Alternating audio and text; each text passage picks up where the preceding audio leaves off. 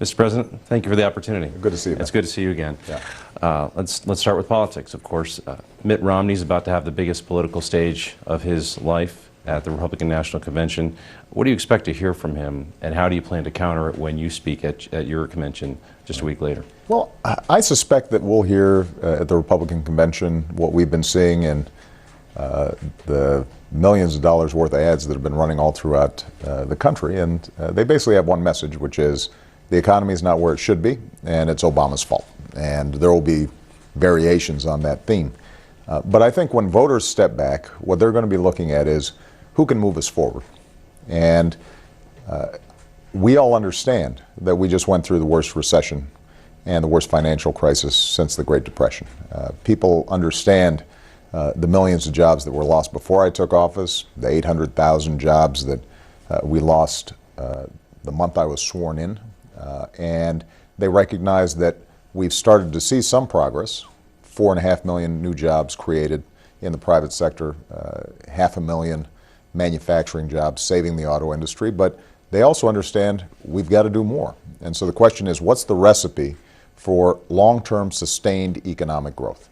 And when they ask themselves that question, what they'll see is the Republicans are essentially offering the same policies that got us into this mess in the first place.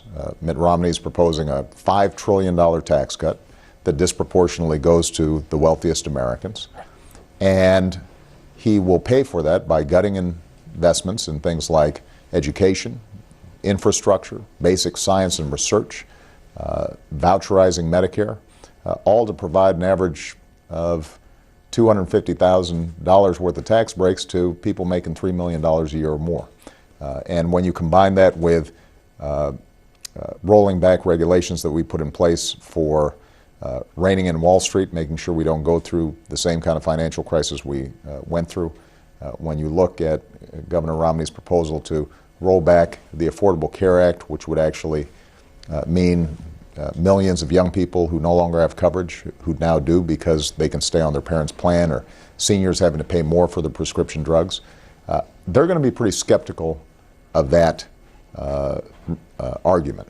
And what we're going to be offering and have been offering is a path forward that says balanced deficit reduction, smart cuts in government programs that we can no longer afford, making sure that we're eliminating waste and fraud in programs like Medicare, but still making sure that we've got our investments in education, our investments in science and technology, investments in clean energy research, asking folks like me, people who are in the top 1 or 2%, making sure that they're paying a little bit more for a balanced deficit reduction plan, but also a plan to ensure that our economy grows and that we're building our middle class.